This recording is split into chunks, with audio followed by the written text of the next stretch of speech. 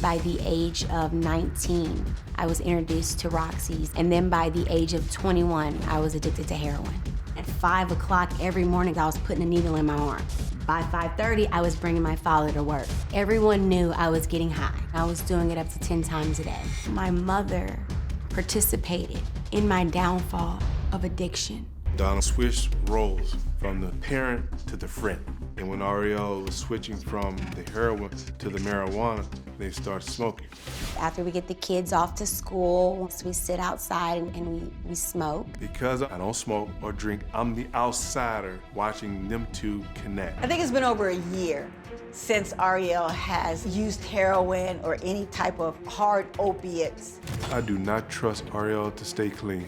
I snorted heroin 4 weeks ago. Well, I don't know what you call clean and sober, but snorting heroin is not what I call clean and sober. Or what the hell? Imagine my shock hearing this. At the end of the show, I gave this family an assignment. As I said, I asked them to write 2 pages of the story they'll tell themselves if they don't create value from this opportunity.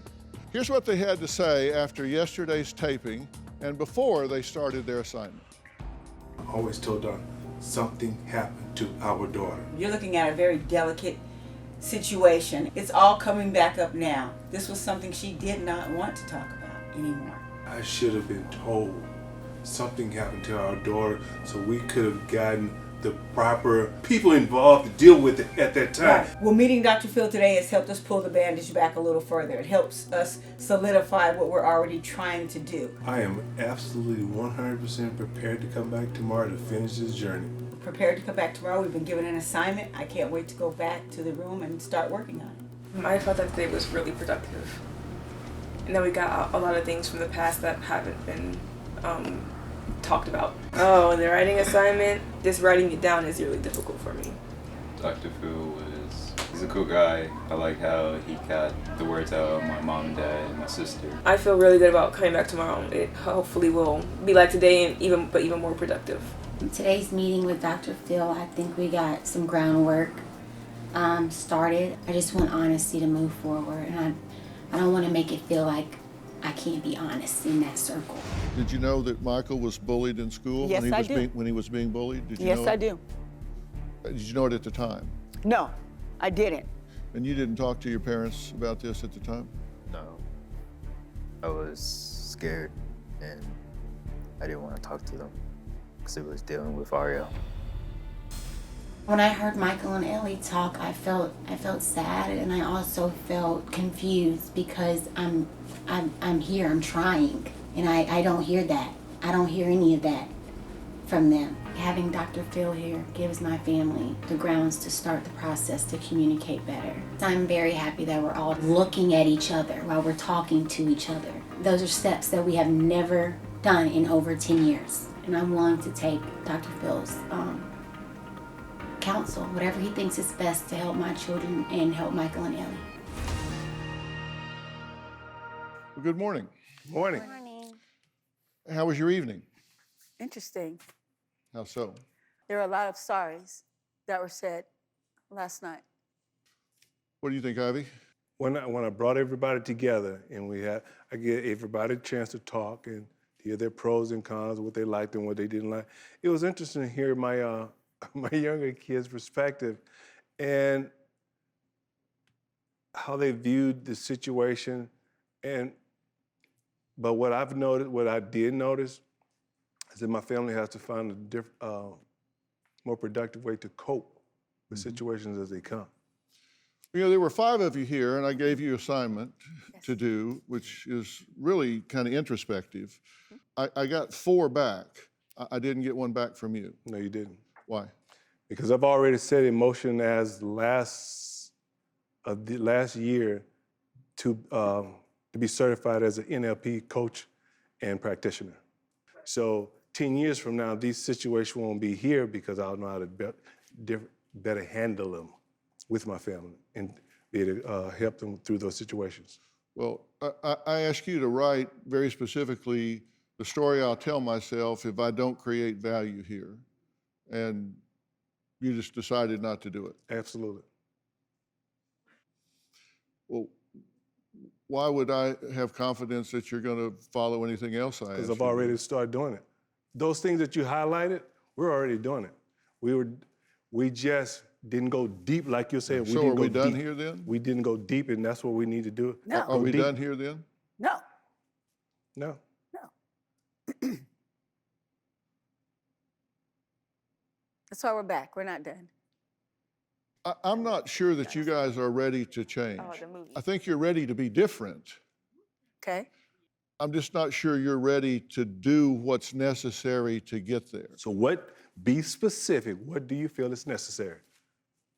Oh, I've been specific.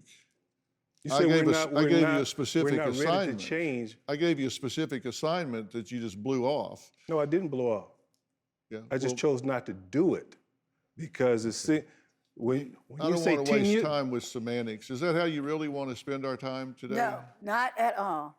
I mean, I asked you to do it, and Yeah. you didn't do it. So I can leave and you can finish it with them. you do whatever you want. I came here to support them. I have no issues to resolve. I don't smoke. I don't drink.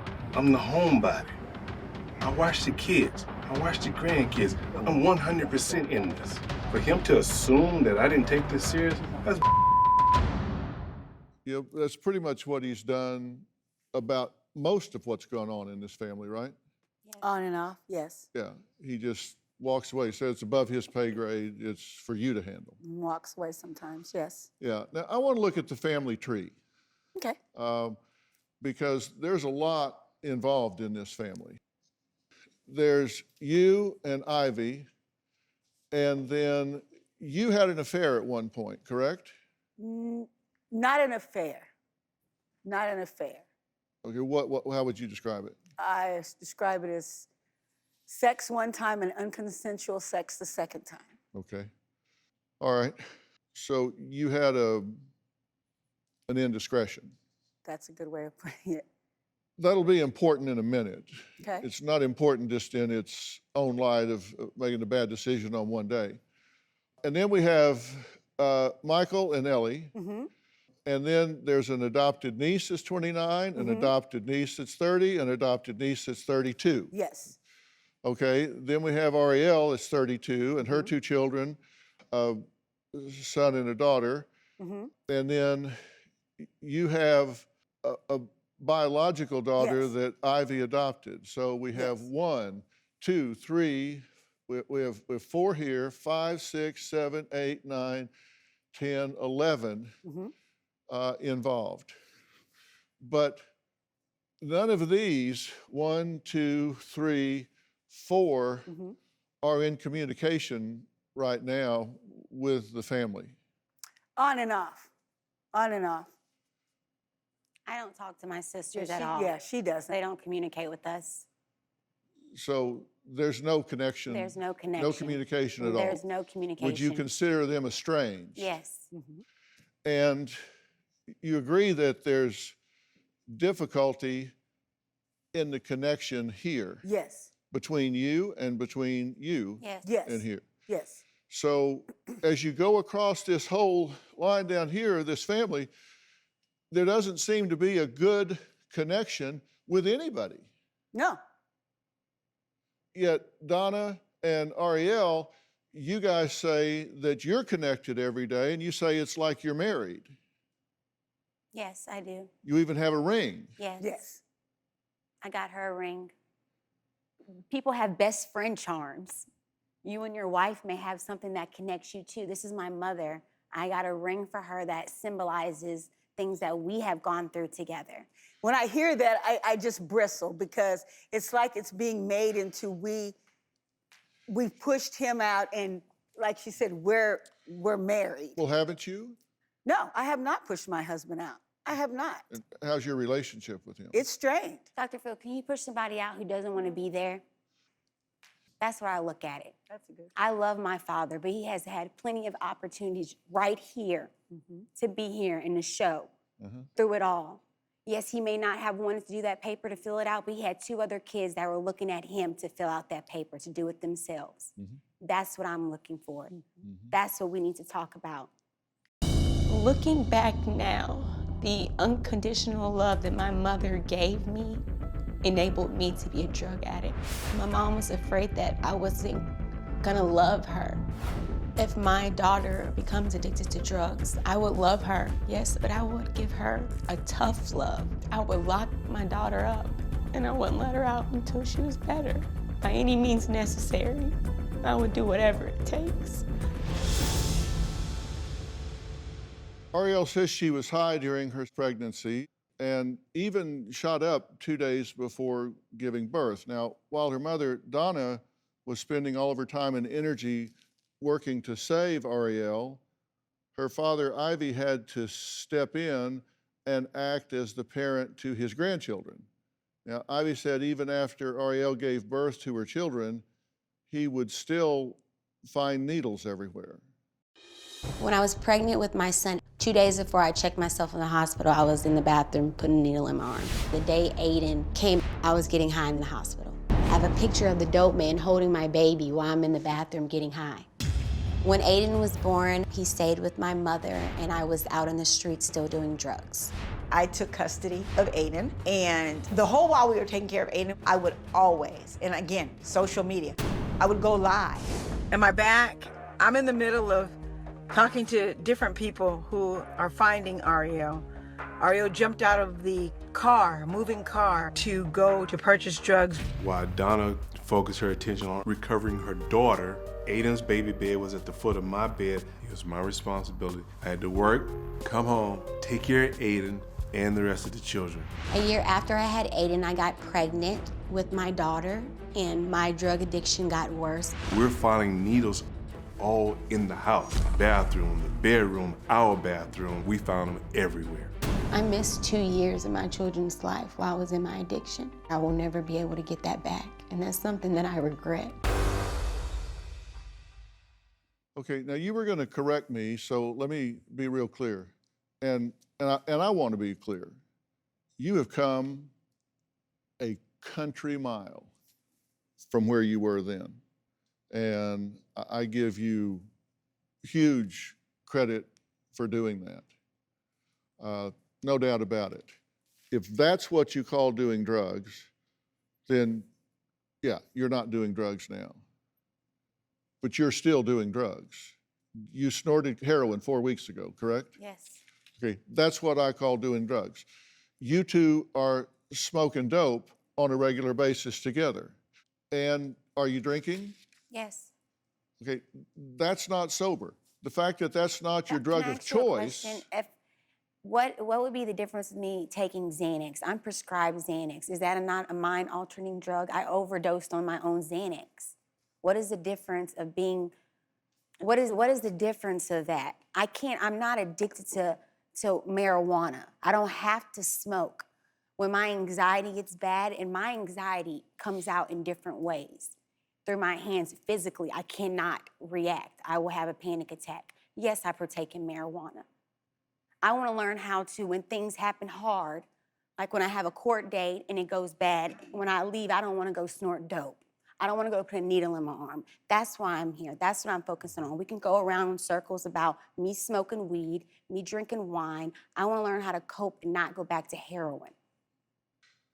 There are alternatives to handling There are. that anxiety. And I choose not to be on medicated over. I can show you what they medicate. I choose not to take that. I choose to be coherent. Dr. Phil, we have pages of the things that she has been prescribed over and over. Things like she said, from the Xanax to Listen, I'm not making overdosing, those excuses. things. My I life- can't be responsible for Right. what she has been Right. prescribed. But She it's- should not have any of those medications if she is an addict. Yes. And you are an addict, correct? Yes.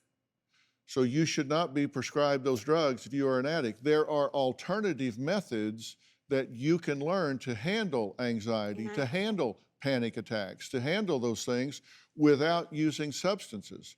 I don't want to leave you without tools. I don't want to take those things away and put nothing in their place. But make no mistake, we can sit here until Christmas, Right. and you're not going to convince me that snorting heroin occasionally and smoking dope regularly is an acceptable self-management I tool don't agree for with- you. I agree. Panic attacks, those are crazy. If you've never seen my daughter having a panic attack go from 0 to 100 in front of her kids, in front of everyone else, then you don't know. I've had to live with that. I make no excuse. That's what I want to keep saying. You can paint me up and down any kind of way. I make no excuse. As a mother for this child, I did what I thought was right for her. Do you think it was the right thing to do? You said you would handle your daughter looking back, no. differently if she Yeah, was on drugs. No, I would not. Looking back now, I'm still, if I would have learned how to, like you said, cope with things differently, I would be a lot ahead more than I am now. And I believe that. Do you think she enabled you? No one enables me. I enable myself. If I want it, I'll get it. Okay. What do you want me to say? Does she No, I want hold you my to tell- hand? I just want you to tell me the truth. Yes, if you think yes, she we enables you. enable each other. We enable each other. Yes. You did what you knew how to do at the time. At the time, yes. And if you learn better, you do better. And I've watched her do better. And I've No, I'm watched talking her about do you. better. And I'm better. In process of coming onto this show, there are things already in place, Dr. Phil. Relationship mending with my children, with my husband, with Arielle. You asked, we talked about how I missed 5 weeks because 5 weeks ago, I decided to put my efforts with Michael and Ellie. We've had this talk. We've been around the bush with this. We know what we've done to each other. That's why we're here, because we now need to know how to fix it, how to talk right, how to forgive each you other. You can't change what you don't acknowledge. I've acknowledged everything. And you have to be willing to acknowledge if something goes onto your to-do list, you have to acknowledge that it's change worthy. And the things that I put on the list that are change worthy is that the two of you have to change up the way you support each other and what you require of each other. And we've been working on boundaries and being able to talk openly and shifting responsibility and realizing what we've done. It's not like we're sitting here, we don't know. We do know. That's why we are here. We know. Okay, that's why you're here. What do you mean? Because we need to talk. We need to be able to get this out. We need to be able to have lives individually and as a family. What is change-worthy about this relationship between the two of you? How we are dependent on each other. We really are dependent on each other. And it's more, it goes beyond the drugs. We work together. We take care of our household together. We've struggled We've together. struggled We've done, together. you know. I'm helping her raise her children. I moved There's in with no her, one yeah. out there. When we say this, when you look at that branch and you see people out there, it's been us. Look, let me draw a line here so we're very clear. A mother and daughter that love each other and support each other and struggle together and fight together is a wonderful thing. It's not a bad thing, but it can get to the point that it becomes dysfunctional. Yes. It can get to the point that it costs other people dearly. Yes. It gets to the point that you trade one for a whole tree full. Right, but I didn't trade one for the whole tree full. I went to the one that needed me at the time. Okay, is there anything that I say to you that you're not going to argue with? I'm gonna argue what I feel is right. Okay, but I'm do you also- think that your focus on Arielle has been at the expense of these two? I've said that, and I'll say it again, yes. What else do you want me to say? Yes, it has. My I children want you have to struggled. say what you would put on your to-do list about these two. They're at the top of my to-do list. My husband is on the top of my to-do list, and my grandchildren.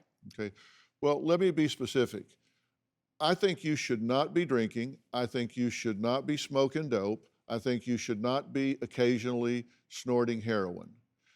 And if that's the only way you know to cope, then you need some new coping mechanisms. Yes.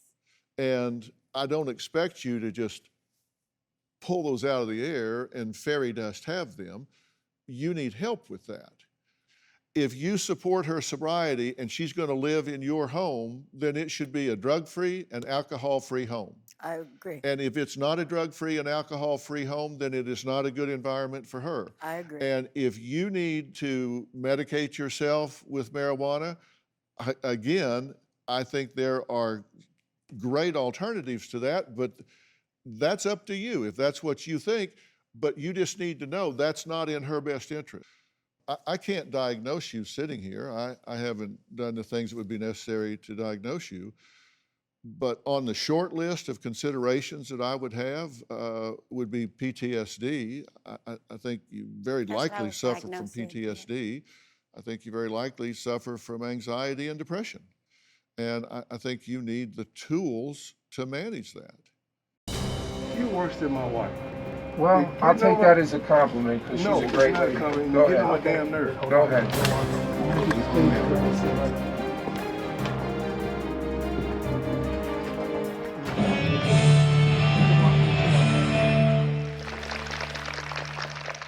I'm working with a family of 5. You only see 2 right now. Well, oh, here's 3.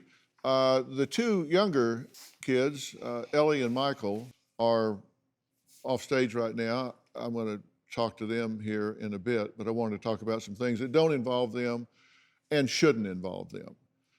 Now, at this point, there's something that I think is important, and it's something that I would call reparenting. Okay. And, parenting is when you prepare your children for the next level of life. And with regard to Ellie and Michael, somebody's done some things right because they're delightful young people. Thank you. There are traits and characteristics within them that are certainly admirable. And then there are some that require growth and improvement. With Michael, he said straight up, he's acted out to get attention. Mm-hmm. Ellie has said she's socially awkward. She said outcast, and she also said awkward, and but she's not comfortable. She's not at ease in that regard, which means that her self-worth and her self-esteem is not as high as it needs to be. And both of them don't feel like they're priorities. And that's where reparenting comes in. It's not too late. No, not at all. Even the fact that they are 17 and 19 instead of 7 and 9, it's not too late to sit down and focus on them and talk to them about life skills. And you said there was a lot of conversation going on. They're owed an apology. And they have received them. And you don't over want and over. You don't want to give that apology until you're ready to do something substantially different. I've asked for their forgiveness more times than, not that I should, just more times than probably they need to hear. Because they're like, Mom, okay. But I do apologize. I apologize just yesterday. Again, I talked to my son before we left. I apologize. I spend more time with them these past couple of months than I have to admit that I've had in a long time. And it is because of the boundaries that we're trying to create with each other as well. And we do need to come here for the way to know how to talk. And for you, like you said, there are things I need to do. Reparenting has been something that I have tried to commit myself to do. And you have admitted straight up that you were completely absorbed into trying to keep her alive. Absolutely. And keep her well and Yes. keep her healthy, and it was at their expense. Yes. The most powerful role model in any child's life is the same-sex parent. And he needs that strong leadership from his father. He needs that bond, that strength that you can only get there. But he needs it from everybody because he's adrift right now. And a lot of it, Dr. Phil, both the children are adopted.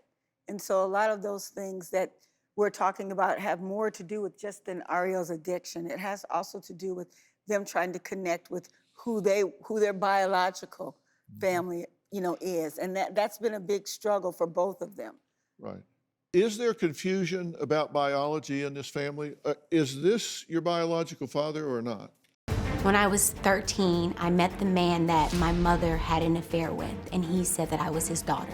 A year before Arielle was born, I had a non-consensual relationship with a young gentleman. It was not an affair. When Arielle was 13, we all ran into him. They introduced me to him as a family friend. I stayed with their family. He pulled me aside, and he told me that he was my father. It brought up so many questions of deceit, of lies, that I didn't know who to believe. It caused a huge wedge between my father and I. The question that she had, she never came out and said it like to Ivy, but she kind of showed it in other ways, like kind of pushing him away. I can tell Arielle 100% that Ivy is her biological father. My father, Ivy, believes he is my father. But I have taken a DNA test. Based on the DNA test, I know Ivy is not my biological father. I believe my mother knows who my father is. It is important for me to know the truth from my mother, for me to move on with my life and know who I am. Is this your biological father or not? He's not my biological father, no, but he's my father. Yeah. In every sense of the definition of the word, this is your father. This is my dad. But he's not your biological father. But you said they've not been honest with you about that. It's not so much honest. I feel like, I don't know what it is. Why, I don't know what happened. I feel when I found out, the way I found out wasn't fair to me, and it changed me and my dad's relationship, and we never got it back because I was confused. I feel like he changed it with you, or it changed it with Ivy? Between me and him. Basically, what he's saying, did I treat you differently? Yes. That's what he's asking. Yes, he treated me differently in middle school. Yes, you did, Dad. When you heard me over telling friends, this is my stepfather. No. And you heard that. Yes, you did. Did you change the way you felt about her? That is true. Did you change anything in the way you felt about her? One iota? No. Is that true? Did he not hear me tell someone that is my stepfather? He heard that at school. Yes, you did. And you asked me about it. This is never, since the moment I saw her, when they brought her from the hospital and put her in the baby bed, that has never not been my daughter. I agree with that. I'm not saying that. I'm saying when things came into play. You're not paying attention to what he's saying. She has never not been my daughter. You don't feel that way. No. And what I'm saying that he has said to us, and I believe from the core of his heart, is that he loved you from the minute you showed up. He's loved you every minute since then, and he loves you today. And biology doesn't make a damn bit of difference to him. I have 7 children. 7 children. 6 of them are not my blood. They are all my children. How do you think it changed? When you overheard that? Yeah, I think it changed how it hurt him. And I can understand that because I was a child, I was confused. So imagine being at that age and then being confronted by a man saying, I'm your father. Is that where you first heard it? Yes, I first heard it. From him? From him. Well, we're out of time today, but here's a sneak peek at tomorrow's conclusion. Tomorrow on an all-new Dr. Phil, a family in crisis. No way you going back out? Hell no. I've never heard my wife say Arielle could be another man's daughter. That hit a nerve. When the bones are good, the rest don't matter. This family doesn't need a remodel. It needs a tear down and rebuild. Today was earth-changing, life-changing for so many of us.